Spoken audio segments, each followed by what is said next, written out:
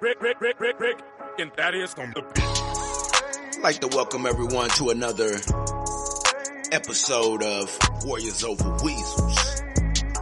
I'm your host, Busara. I'd like to thank everyone for tuning in. And as we do always, as we always do, let me say it like that, I want to get into an African proverb because, it's just, what better way? You travel on until you return home. You live on until you return to earth. Ethiopian proverb. And I'm going to try to tie this proverb into our discussion. Ashe? And today we're going to discuss why are we still in urban areas? You have a lot of people who complain about gentrification. However, it's so easy to forget when people are only talking about gentrification that we're only in these areas because of something known as the Great Migration. And we did migrate from one big city to the next big city. Where we migrate from, y'all? And that's where I'm going to center the conversation around. And hopefully the proverb, I'm going to say that one more time, you travel on until you return home. You live on until you return to earth. Ethiopian proverb. So right now, we should be looking at the big cities that we're placed in as a travel spot, somewhere we've traveled to. It is not home. And we gotta live where we live. We've been living on these pavements, these concrete jungles, but this isn't home. So, a lot of times it's real easy to get caught up on the discussion of gentrification, which is a problem. In areas that we could have had as our black major hubs, such as Harlem, even Oakland, those have been gentrified, so to speak. All your black cities or your predominantly black cities have been gentrified, at least in the areas of importance. But what about those farms and those rural areas that we left? Beginning in the 30s, we had what I considered black flight, but we didn't fly. We were all packing up our cars and driving up north to escape Jim Crow, racism, white violence. And it's a book I read, Who Needs the Negro, written by Sidney Willingham. I think that's how you say his name. And this is an important book because it talks about our history. It talks about how we led up to this situation. And it pretty much lays out how we're setting ourselves up to be useless. The name of the book, Who Needs the Negro? Google it. It's hundreds of dollars now, and it's not the author that's selling it for that price. Maybe thousands. So, yeah, I was able to find it at a good price. I say that often because, that's one of the greatest pickups of my life because the information in it, from the family structure to the social status. But let's look at what it says. Blacks left the rural South in huge numbers beginning in the 1950s for the North and West regions of the United States, trading rural plantations in the South for urban ghettos. Now think about that. We went from living in the South where grandma may have a crop growing. Everybody knows each other. It's a tight-knit, small community where people can even leave their doors unlocked. And then we turn them in for urban ghettos, and ghettos have never been associated with anything positive. When someone say, "Oh, don't make me act ghetto. Don't bring the ghetto out of me," they're not talking about don't bring the intelligence. They're not saying don't make me bring the intelligence out. They're not saying don't make me bring out the best of me. The homely body of me. My cooking skills. They're not saying that. My mothering skills. No, they're talking about ignorance, violence.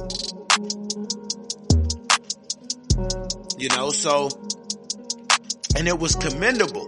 These are my notes that I'm reading directly from the book. In this chapter 3 is titled Urban Mythology. Okay.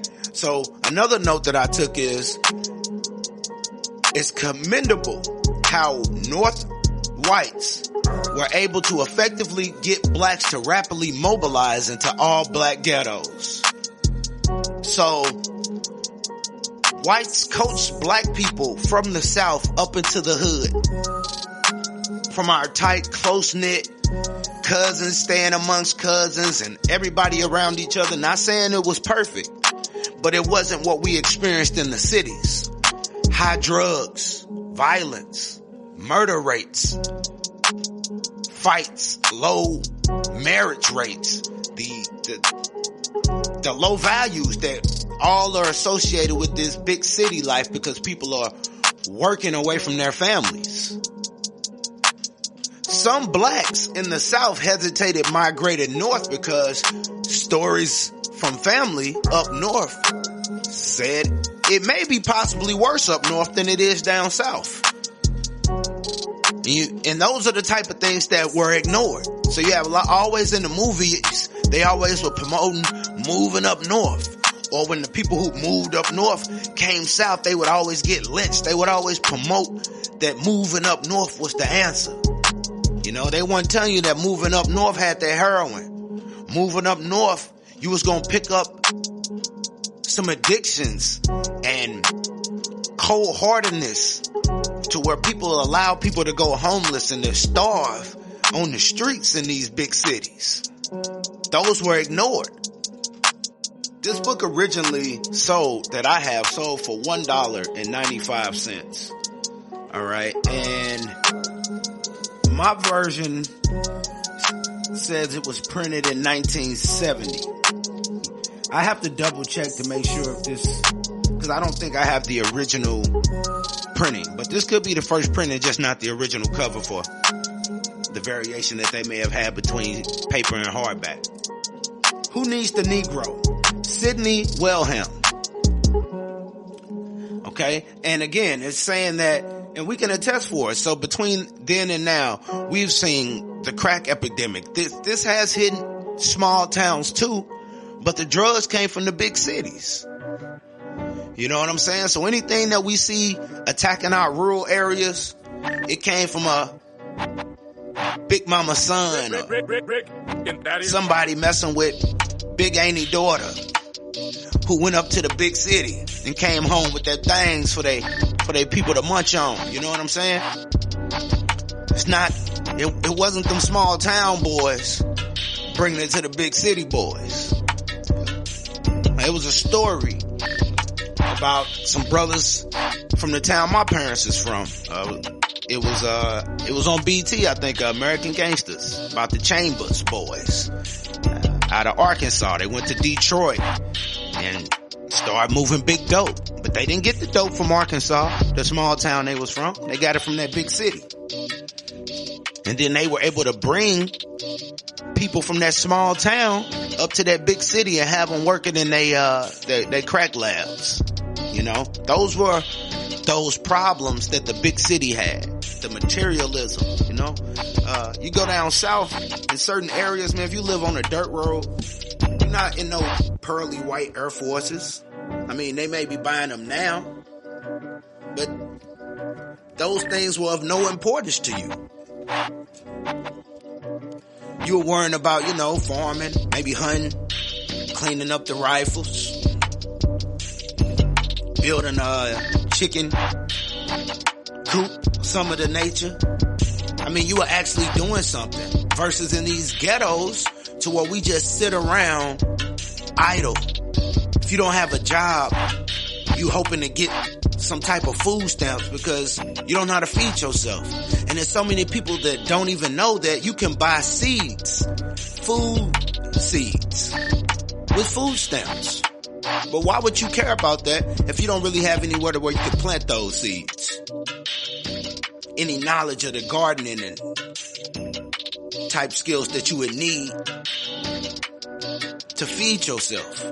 In the urban areas, we can't hunt. A lot of people don't fish, even though we are surrounded by water pretty much everywhere in the world. Somewhere you can go get some fish within 20 to 40 miles. But we gotta look at that, And now look at this. Urbanization and industrializations are not processes that inherently produce or resolve minority/majority differences and discords.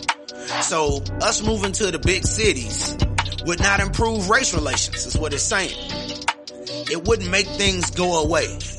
Us shopping with whites, working for whites, wouldn't make things better for blacks economically. And it might not even help white businesses economically. Look at Sears. Where they at? Who else not around no more? Circuit City. We could just name businesses that just can't make it, that won't be here. Macy's closing stores from left to right. Restaurants such as Applebee's closing. And yes, this is with desegregated lunch counters. They still can't cut it.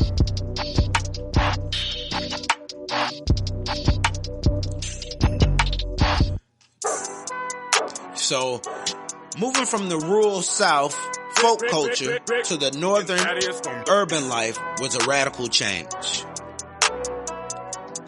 That's another thing we need to look at. So if your granny came from the South, small hometown, and was thrown into these big cities to where it was every man for themselves, a guerrilla, women had to work and be treated like dogs. Men weren't trying to work because they were, denied jobs for so long they got comfortable with not working. Certain things that you just didn't get down south. Men worked down south up to a certain point. Wasn't nobody sitting around nobody's house at 10 a.m. watching TV because, for one, it wasn't a TV. You was in somebody's bean field, cotton field, doing something, working on somebody's engine. And at the time when this book was wrote, or when the information was compiled, blacks were a majority in only one state. At that time, that state allegedly was Mississippi. Today, 2020, blacks are a majority in no state. We are scattered out like a shotgun shell, like pellets from the shotgun, scattered out, buckshots. So we lost dominance in Mississippi. We have no dominance in none of the major cities that we moved, major states. We have dominance in the cities, but not the states that we moved to. So you have a lot of black people in Chicago, but Illinois is not a majority black state.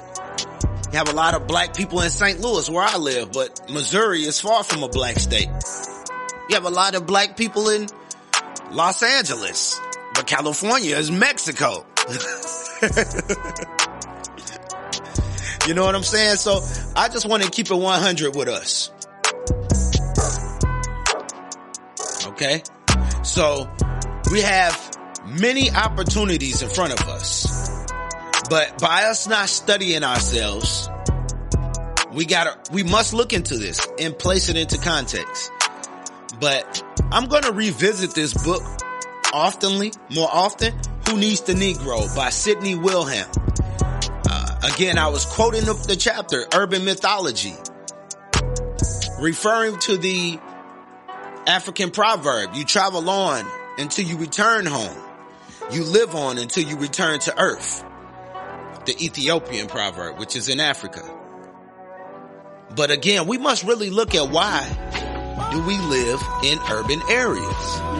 And before we get too comfortable, decide amongst ourselves if there's something that's worth looking into. And after reading this chapter, which more black people should have read when the book was $1.95, we may have came up with a plan B. I mean, moving to Africa is an option. Moving out of the big city just to a rural area, I'm telling you, you can shoot your guns easier. You can grow your food. No light pollution. You can be away from the noise.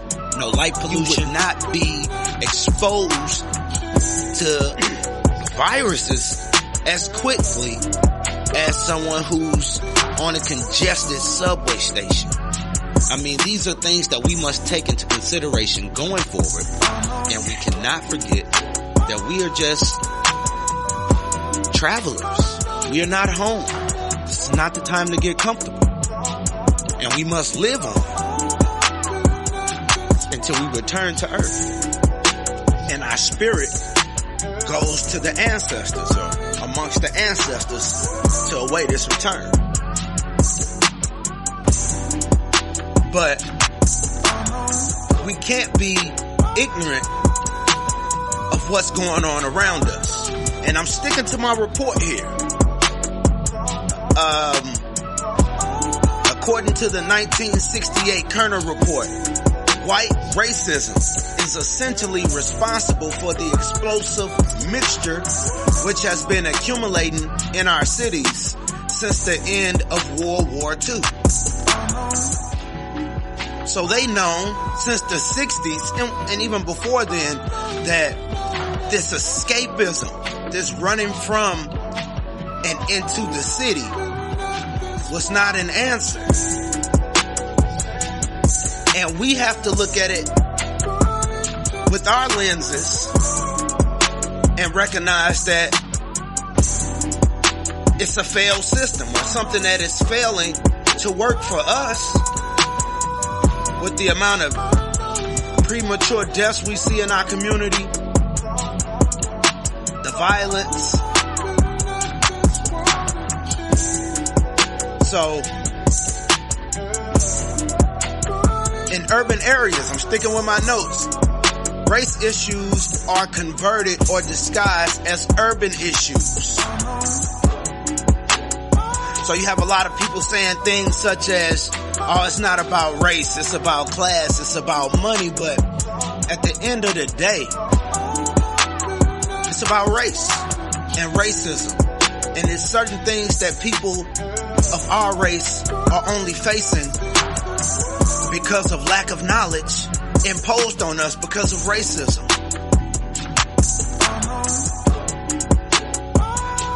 But I want to continue going on with this book at another time because we could talk about this for a long time. This is a lot of information. So make sure you join us on Warriors Over Weasels. I'm your host, Busara. And keep your head up. Stay on guard. And use some essential oils such as frankincense or something with citrus in it that'll help you focus and keep you uplifted in times of uncertainty. Times when we need people to focus in and bring solutions. A BB Fahodie family.